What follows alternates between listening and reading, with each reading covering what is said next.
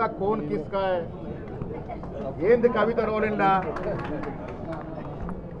Congress party చేస్తున్న ఘనకార్యాన్ని తనేదో colour పూసుకొని నేనేదో చేస్తున్నాను చెప్పుకుంటే నవ్వుకుంటారమ్మా జనం. నీకేం సంబంధం బీసీలతో? నీకంత చిత్తశుద్ధి ఉంటే మీ నాయన ముఖ్యమంత్రి ఉన్నప్పుడు, మీ అన్న బావలు మంత్రులుగా ఉన్నప్పుడు, నువ్వు పార్లమెంట్ సభ్యురాలు ఉన్నప్పుడు, నువ్వు ఎమ్మెల్సీగా ఉన్నప్పుడు ఏం వెలగబెట్టావు బీసీల కొరకు?